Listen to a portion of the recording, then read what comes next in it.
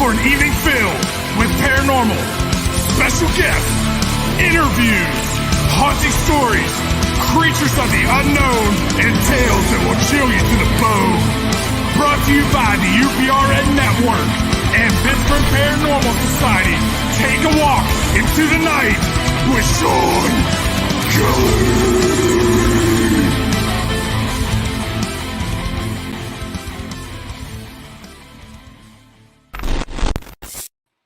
Hey, good evening, everybody. Welcome to Into the Night with Shawn Kelly. Is everybody? We are on UPRN Radio 105.3 out of New Orleans. And we're also on the Pittsburgh Paranormal Society Facebook page. And what a weekend, what a weekend we had. A friend of mine, Julia, she got married up in Conneaut, PA. At the Conneaut Hotel. And if you want to Google Conneaut Hotel, do it. But the hotel was built in 1903, and it's still the same hotel. I mean, the old plumbing, the old doors. I mean, it was downright crazy. But I will tell you this: it was very, very, very beautiful.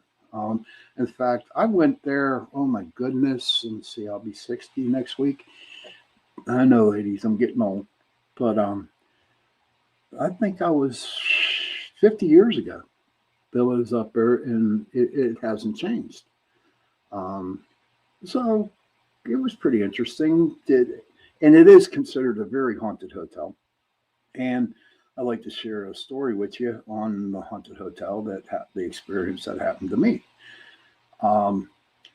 So Friday night, Jason was up there, and he called me up and said he might come over to my room because he was in another room. And so I'm, in my room, laying down, checking out my stuff I do on my phone, and I hear a door knock. And I'm thinking, okay, so that must be Jason coming, because I do lock the door when I go to a hotel. And so I opened it up, and I'm expecting to see Jason there. And you know what? Nobody was there. Nobody. And I was like, So we're starting off the weekend with a knock on the door with nobody being there. And that it kind of put a smile on my face. It didn't make me uneasy. It was pretty cool knowing that the ghosts up there were, know that I hunted ghosts, I guess. I know, what was it, back in 2013, 2012, we filmed a TV show up there. It was called, I think it was Raw Fair or Paranormal Pittsburgh, one or the other. And we actually filmed it. And it's a very, very haunted place. What was crazy about the whole deal was that Russ and Jan were up there with us, and they brought their dog Prudence with them. God bless her, she passed. But what was crazy, we took her through the hotel at night, and there was one room that she would not go into.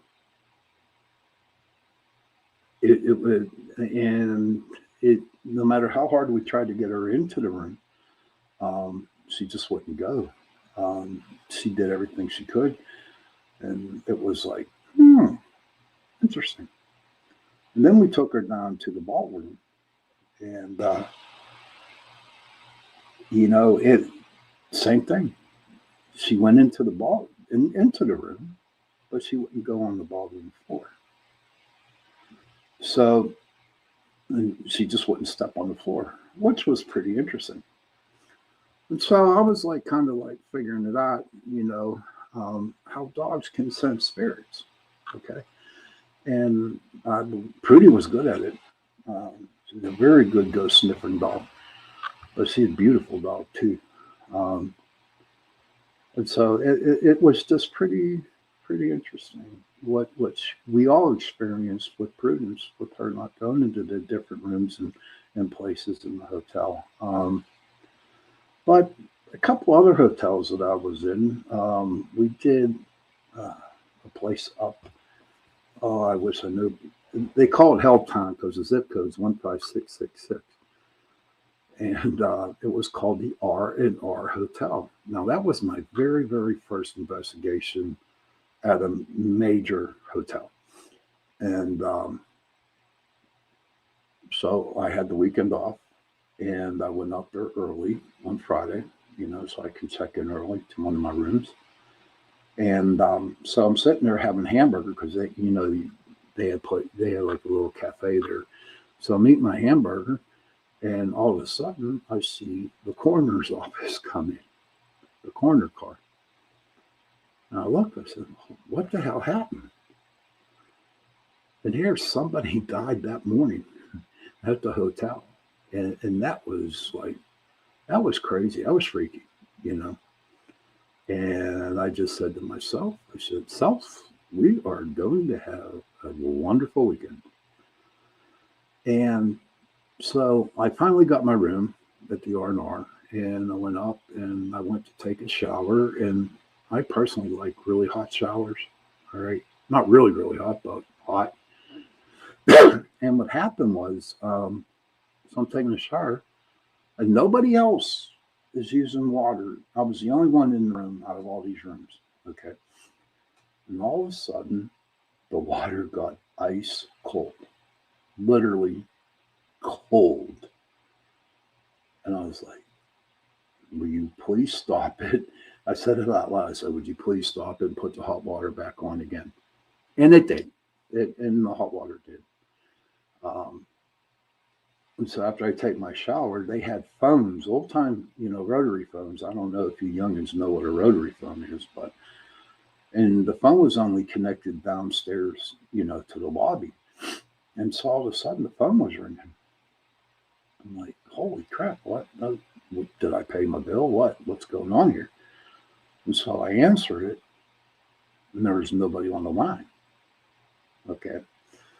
I'm thinking, So I hung up, and it rang again, picked it up, and nobody on the line. And I'm like, I got to find out about this. So I hurried up, got dressed, went down, and I asked, did you call my room? And they said, no. They go, why? I said, because my phone rang twice up there, and no one answered the phone. And then they started to laugh, and they were saying, that was one of the ghosts, up there. That was the ghost of the R&R Hotel up there. And so we started the investigation Friday night. Everybody came up, and we set up our equipment. And now at that time when we filmed, we didn't film it, but when we did the investigation, we had the old IR lights, nothing like the equipment that they have today. And I think this was back in 2008, when ghost hunting was like in its prime. And so we hooked everything up. And so Donnie, he had his monitor set up, and we had 4 cameras going in different places, different halls. And all of a sudden we're sitting there and watching the video, and all of a sudden, boom, the one camera just goes off. It just shut off. And we're like, whoa, what the hell happened? And so we ran up to the second floor, and we followed the wiring, because you had to plug it in. And here, somebody unplugged it from the extension cord. And we're like, well, we knew everybody was downstairs and there was nobody up on the second floor. So it was like, okay, did the ghost do this? We think so, So the R&R Hotel was really, really haunted. It was a lot of fun. There were a lot of ghosts. And again, I experienced like what I experienced up at the Conneaut Hotel. But that time it really creeped me out because that was the first actual hotel that I was in by myself. And I was sleeping, and I heard loud knocking on the door. And so I opened up the door, and there's nobody there. Nobody. And so I shut it, and I went back to bed, and then I heard the knock again. Got up, nobody there. So I close it. And right now, I'll be the first one to admit, I do get scared sometimes. I have no problem saying I get scared. You know what I mean? But so all of a sudden I heard footsteps running back and forth down the hall. Now I knew nobody was there because everybody went home that worked there, and I was the only one in the hotel. And just heard, ruckus. I heard people talking. I heard, let's see, people running up and down the hallway.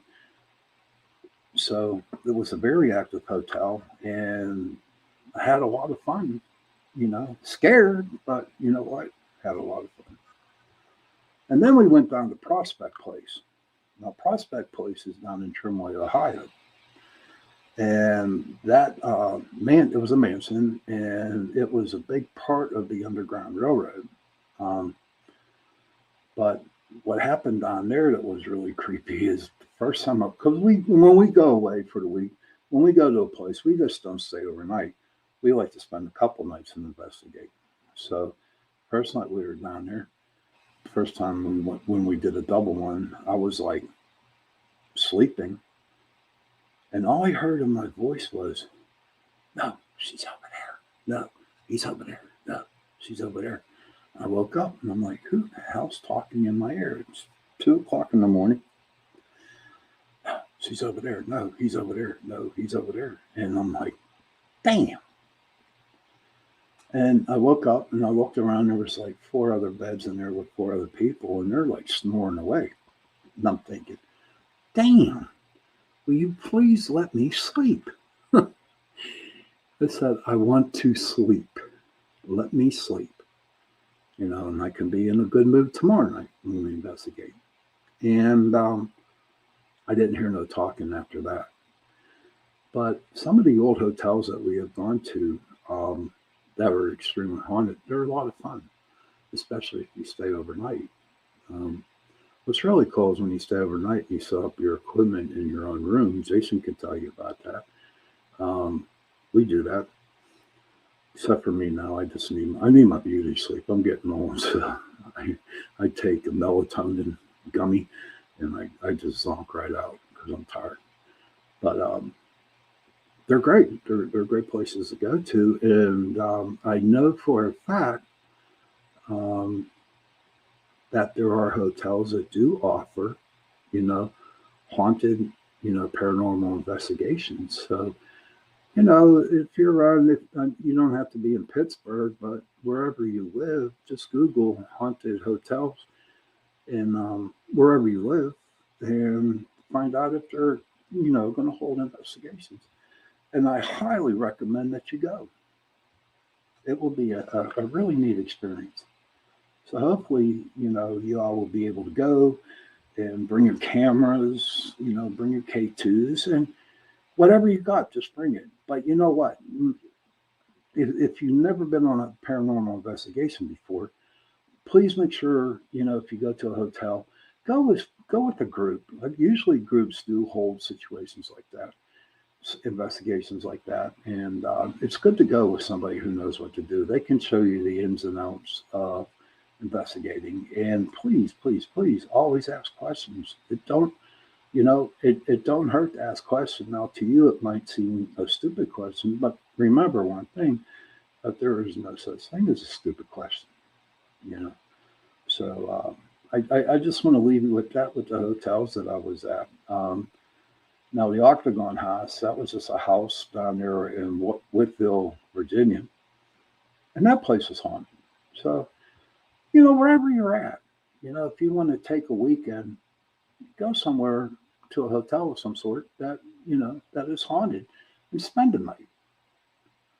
It will be it would be interesting, it would be interesting. Now, that's it with the hotels. Okay.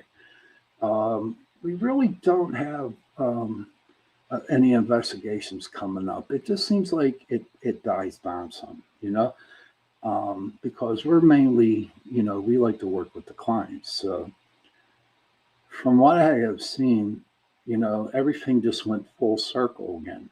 All right. And what I mean by that was at one time, it was really busy. We were doing a lot of houses and stuff like that. And then a couple years, 2, 3 years on the road, it slowed down, and it completely slowed down. And it actually came to a stop, I want to say, back in February, okay, where nobody wanted nothing. All of a sudden, I'm starting to get some messages on the Pittsburgh Paranormal page, and it just seems like the activity's picking up again. And the reason why I think that the activity is picking up again, there's a reason. Look at all the bad, all the pain out there, all the anger out there in the world now. Spirits are attracted to energy, and when you release all the, your energies that are stored inside you, anger, anxiety, pain, confusion, you're releasing that all. And so what you're doing is that you draw in the spirits, because the spirits actually need energy to survive. Okay. So imagine what the world is going through right now with over in Ukraine, with all the other stuff in the United States that happened in the Supreme Court and stuff like that. There's a lot of people out there that have a lot of negative energy, that are releasing a lot of negative energy. So if you imagine millions of people releasing all that negativity out there in the world, of course the spirits are just going to be like licking their chops, and they're like, haha, we're coming back. So that's what's happening. And again, I say it every week, and it probably never will happen, but maybe one day we'll give the spirits a rest and say, you know what, let's just be happy for one day. One day, I'm hoping that everybody was just happy and have no anger, no anxiety, nothing like that. One day, that's all we need, is just one day. Okay, and we'll give everybody a break. I still believe that. I still believe that it's going to happen. Okay, I still believe everybody's going to get along for one day. Will I be shocked? No, I wouldn't be, because I know it's going to happen, but I don't know when. Maybe I'll be dead by then. Who knows? Maybe AI, will get so big, AI, artificial intelligence, that we can't get mad no more. Or we can't have that negative energy. Can you imagine, with all the artificial intelligence that's going on right now? Can you imagine in 10, 12 years from now? Well, it could be. We'd be like in charge of robots, or robots would be in charge of us. Who knows what's going to happen? But will it change the world? Probably. But I believe that it will change everybody's emotions. I believe we're just going to be so, relied on robots and stuff like that, that we're not going to have, I guess, brainwash. I don't know why I said that, but something like a brainwash. And, we're going to have to be dependent on them, to where we can't be angry no more. And I'm sure if that ever happens, okay, I'm sure, there's going to be some militias, and there's going to be some other underground people that want to fight the artificial intelligence, but who knows? Who knows what's going to happen? Sounds like that I'm talking from a movie, okay? But I'm not. It does sound like it, but, if it ever does happen, I don't think I'll be around, Can you imagine that, me not being around? Oh my goodness, who would ever take over this show? It would be crazy. They'd be like, you're not Shawn. So it's not into the night.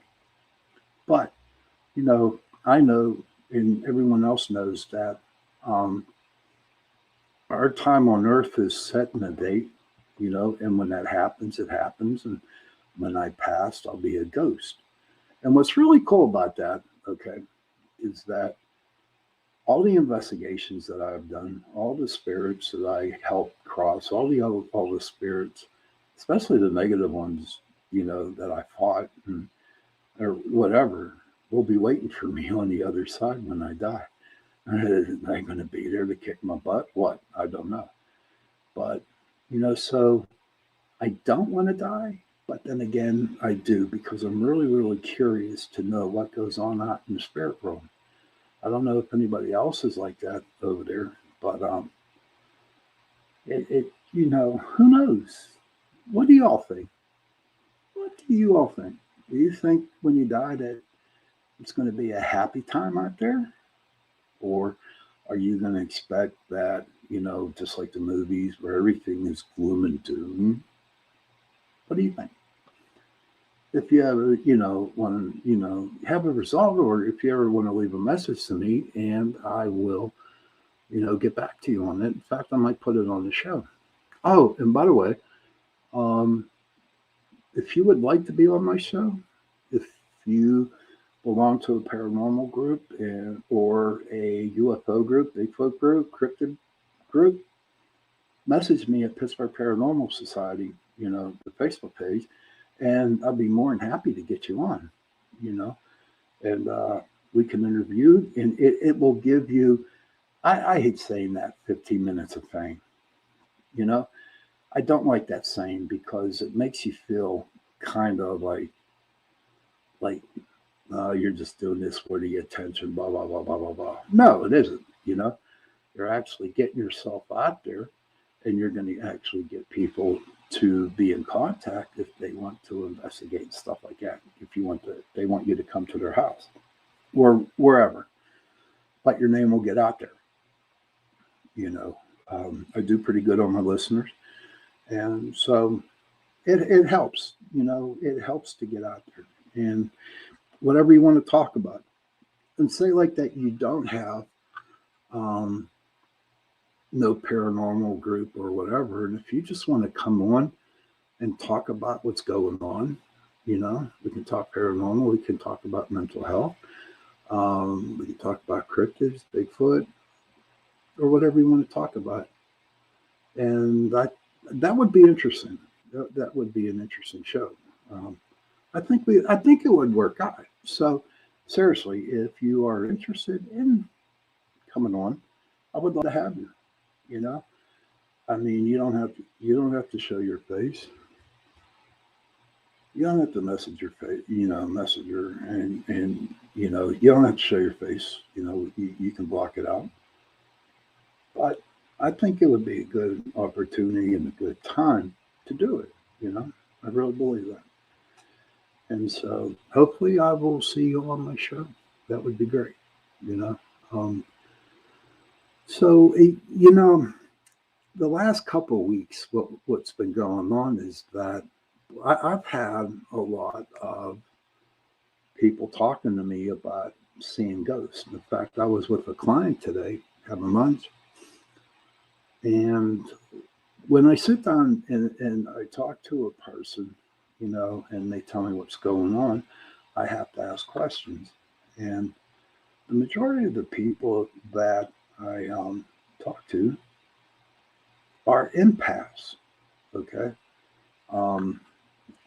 And, being an empath, it's a blessing, but it's also a curse. But I'm sure anybody out there who realizes that knows it is, because what you actually do is that you're picking up on other people's feelings. You're picking up on their anger, you're picking up on their happiness, whatever. But it's a good thing sometimes too, because it's like a good, I don't want to say weapon, but when you go to a crowded room, okay, and yeah, it'd be tough for us, and it is tough because there's all that energy going off on you that you're bringing in. But what's cool about it is that you can tell who to talk to, not to talk to, who's thinking about, who's going to screw who's going to do this, who's going to do that. That's what's interesting about it, And it, like I said, it is a curse, but a blessing and a curse. But a lot of us are empath, and I really truly believe that you know spirit gives it to people a little bit more than others. Now, I do not know what the reason would be behind that. Okay, I would not know the reason behind it, why he gives it more to other people than less people. But it's just something that, you know, you're going to have to live with. There's no getting out of it. You know what I mean? Lord, it would be great just to shut down for 2 days. That would be cool, you know?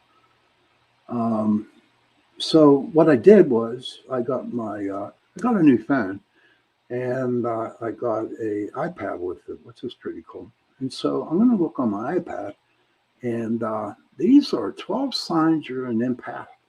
12 signs. So I'm going to read them. So listen to these, and maybe we can find out if you are or not. All right. So here we go. Oh, crap. Okay, let me get out of here. Okay, you're clairsentient, whatever that means. That's it. Somebody out there, that want to Google that, what clairsentient means. I don't, that would be cool. You can get on, on the Facebook or on the UPRN Facebook page and listen to my show, and you can tell me about it. But for now, I think I'm going to look that up myself. But in the meantime, do you think you're an empath? I do. I know I am. Is it possible that you are? Well, we're going to find out for the next couple 10, 15 minutes and see what we got. Okay. Okay. Okay. All right. It's an empath is so in tune with the feelings of others that he or she automatically picks up external emotions. A clairsentient is a person also has that gift, but um, let's see. But those clairsentient people have enhanced perception that allows them to make sense of emotional energies. So, like I was telling you before, you know, you can pick up on people. I, and I'm not really good at words or definitions of some type, so that's why I had to look it up. Um, and what's crazy about that um, is it happened because uh, the definition of an empath is an empath is an experience different from regular empathy. Most people talk about empathy, they mean they can understand what someone else is feeling, they sympathize. When an empath says, I understand how you feel, they mean it literally. The empath experiences other people's emotions as vividly and as intensely as their own. And that's true. And I pick up on a lot of people all the time.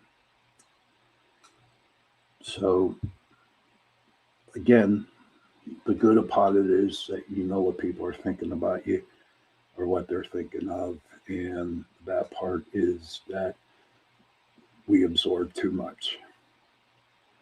You embody another type of clair.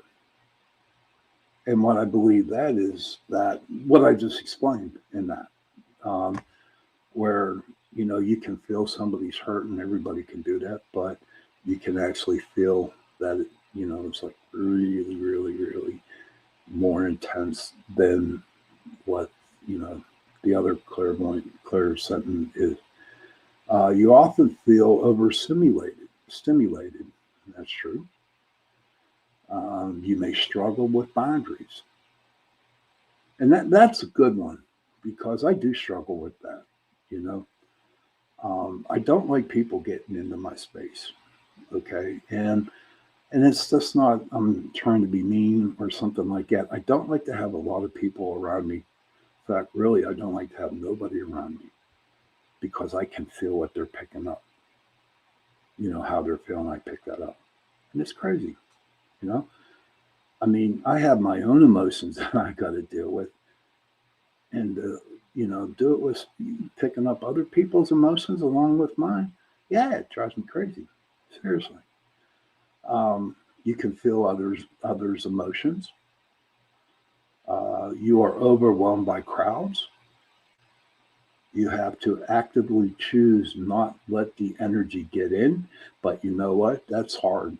You can choose. You can do whatever you can to try not let the energy in. Okay, but it just doesn't work. It's just there, and especially when people are like really, really, really strong. You who's real strong in empathic work, empath. You know, one more. You have always been sensitive, especially as a child, but I wasn't. Not when I was a child. Mine happened back in 1983 when I was in the Navy. And I've shared the story with you before, and I'm going to share it with you again. 1983, I was 21 years old, and I was taking a drug called Antabuse that weaned you off alcohol. And so I had it in my system for over a year. So one day I didn't take it, and I got angry about it. And what happened was I drank a whole fifth of Jack Daniels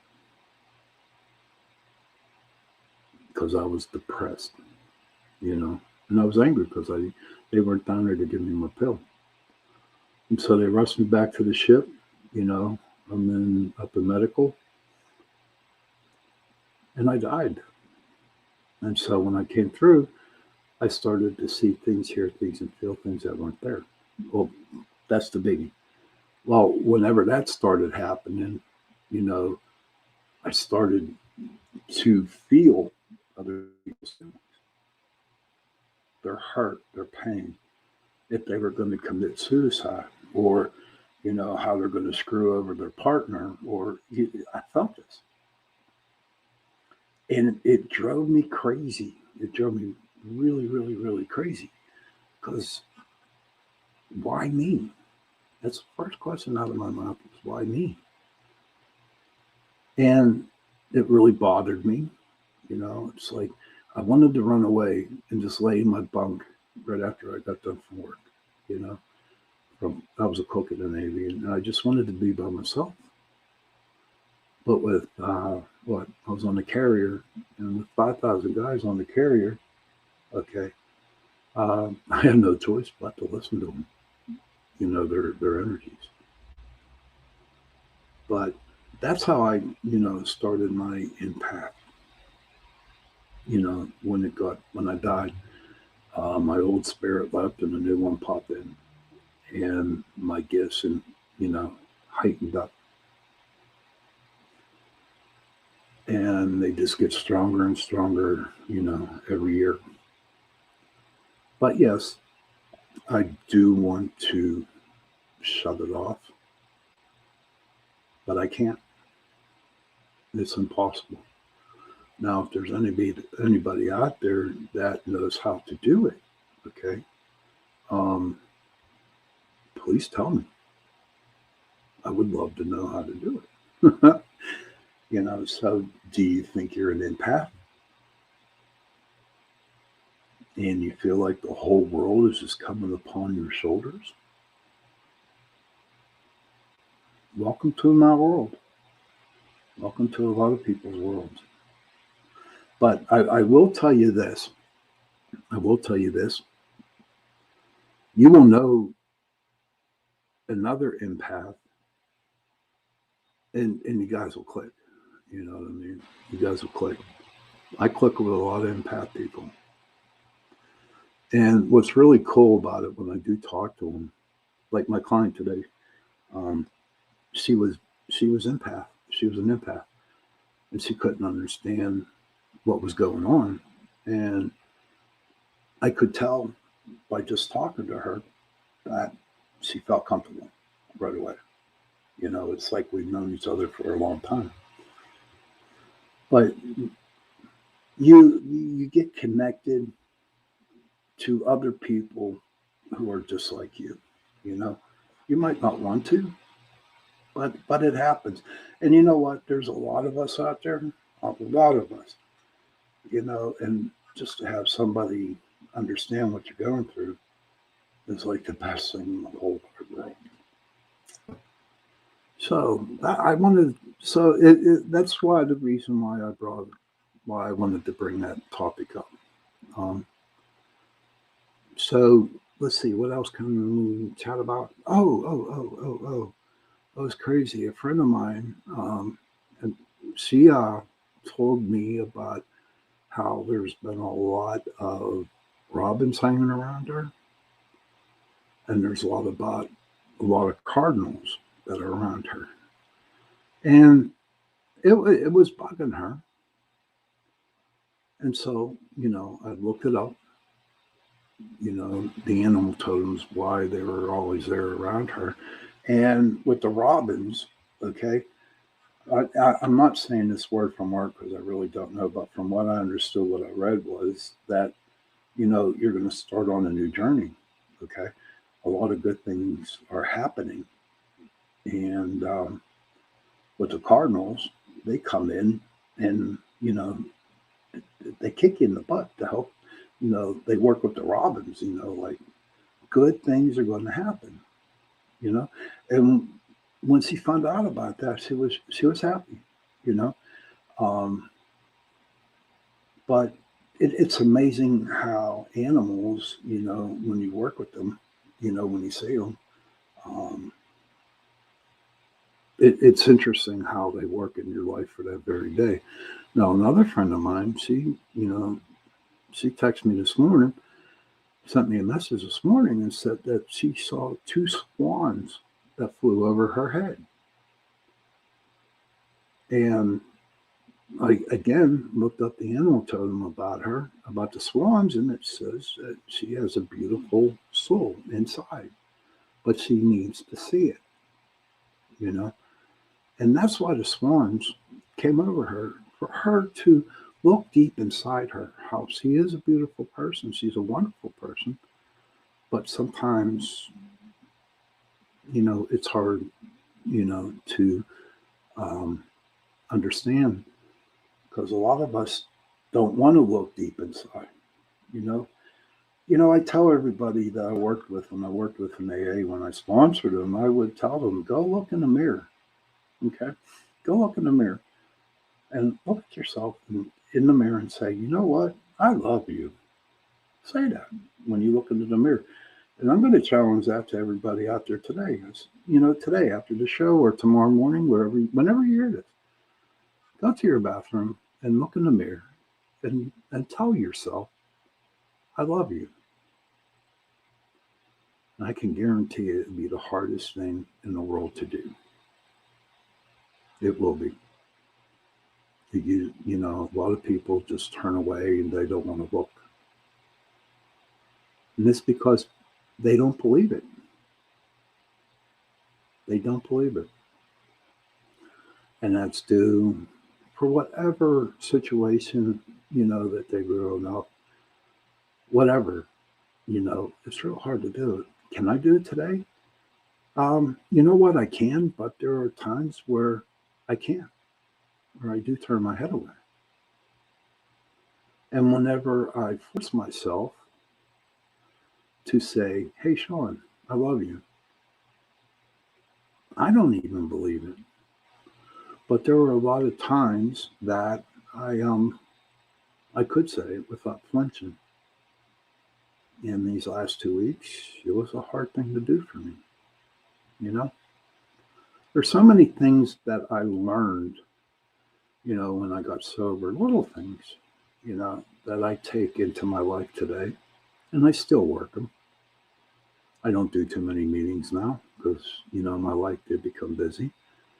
But I do have my sponsor on speed dial, just in case. And I know where the meetings are for me. And if I was really, really hurting, I'd definitely be going to one.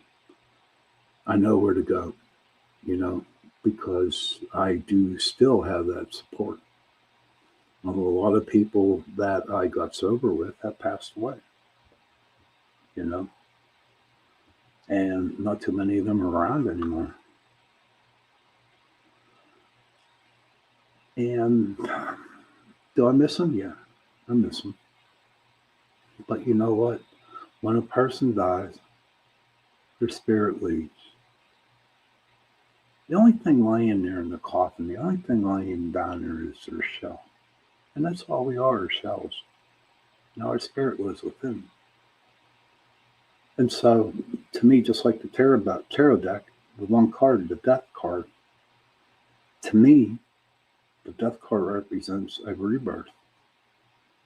You know, just like the bat in the animal totem card, it's a rebirth, you know. Or you can look at it as, you know, the butterfly in the animal totem. Um, you know, there's 4 levels to that. You know, there's the larvae, then the cocoon, and then, no, I'm sorry, it's the larvae, and then there's that second step, and then the third step. You know, it's a cocoon, and the 4th step, the butterfly, you know, the cocoon turns into a butterfly. And you're starting all over again, you know? So when I die, hopefully, you know, when when my old spirits, when my spirit leaves my body, hopefully there's not all these ghosts out there waiting to kick my butt when I get there. But to me, I'll just be reliving again. I'll be starting a new life, you know. I'm looking forward to that, you know. I mean, I'm not going to be crazy and go out there and try to kill myself. No, I'm not going to do it, and I'm not going to be depressed about it. But you know what? By being in this business for a very long time, I'm looking forward to seeing what the deal is out there. Well, I want to get to what's really important, because May is mental health awareness month. And I believe I had a good week, you know. Um, Things started to fall in place for me, you know, and I haven't been so depressed that much lately. My anxiety really, really went down.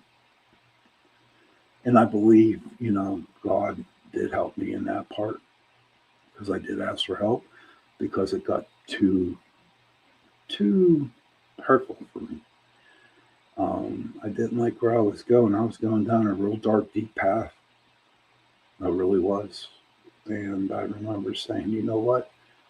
I I I can't do this. You know. And what I talked about, you know, how we want somebody to give us a hug and to tell us that we're going to be okay, you know, or someone's going to just like be there and let us talk. It's still going on out there, and it's pretty bad. I just wish people would, you know, would understand what's going on in other people's lives. That's the biggie, you know. That's the biggie. Understand what other people are going through. Could be a friend, it could be a loved one, it could be a parent, it could be a child. Who knows? But deep down inside, they're crying for help. They're crying, and they're not going to come out and tell you. I'm not going to, you know, at the beginning of my depression, I would never come out and ask anybody for help until it got really, really, really bad. And then, you know, I went to my doctors and so on and so on. But it just seems like it never goes away. And when I see people depressed, you know, in the real world, it kind of hurts. And I just want to go up and give them a hug and tell them, yeah, I think about you. And I do care about you. And I hope you feel better. Is there anything I can get you? I talked to a person the other day at a restaurant, and I could just tell she wasn't doing good.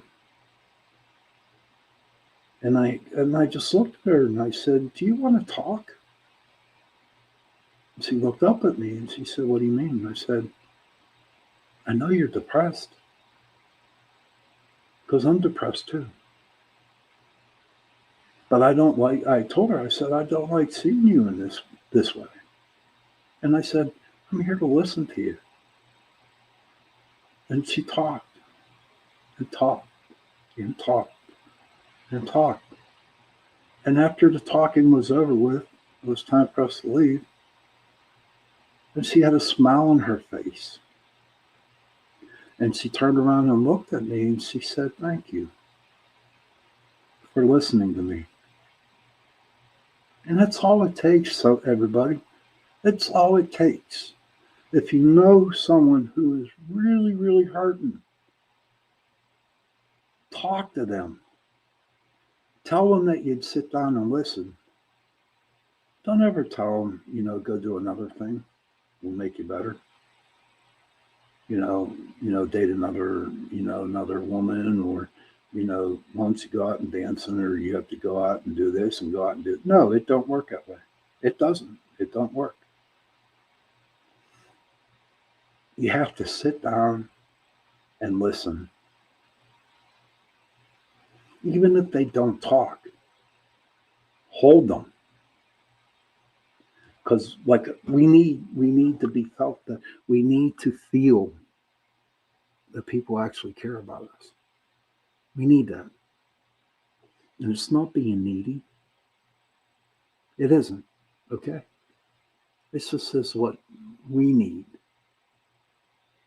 And what's crazy is what you do for us, in return, we can do it for another person. And I'm not ashamed where I'm at with my situation right now. I'm not ashamed of it. And I'm not on no high horse or no pedestal, whatever you want to call it. I'm not. When I tell you this, I'm extremely humble about it. I don't care who knows how depressed or my anxiety is. I don't care. But what I need to do is talk about it. And thank God for UPRN Radio 105.3 in New Orleans for giving me the opportunity to express how I feel and what's going on with me. Besides the paranormal, besides the cryptids, besides the Bigfoot, besides the aliens. I can tell you how I feel about me. So, hopefully one day, I'll get that hug again. And I'll have somebody listen to me again. And I believe it's going to be okay. As long as I know I have one person in my life. And that's my son. And even though he's out in Indiana, he knows when I'm hurting. And he'll call. He will call. So we are getting close to time of closing out here. I got about another minute and 15 seconds. So I hope you all enjoyed tonight's show. I hope you enjoyed it. I hope you listened to Chasing Prophecy. It was a pretty interesting show. So if you didn't get the opportunity to listen to it, please, please, please, go to SoundCloud or the UPRN Radio YouTube. And then you can watch it there. But yeah, we're getting down to the seconds. So I want to thank everybody for listening again tonight. And I will be back next week with something else to talk about. And it's crazy. I don't know what I want to talk about yet. So I'll figure it out. I'll probably figure it out next Tuesday around 8:30 at night before I go on Chasing Prophecy. So everyone out there, you have a good evening. Give everybody a hug. Give everybody a smile. And tell them you care and love them, because they need to hear that. Okay? And parents, please give your children a hug and tell them you love them. And children, please give your parents a hug and tell them that you love them. And I can guarantee you, you'll have one good, beautiful day with your family. And on that, this is Shawn Kelly signing out. Happy hunting. Good night.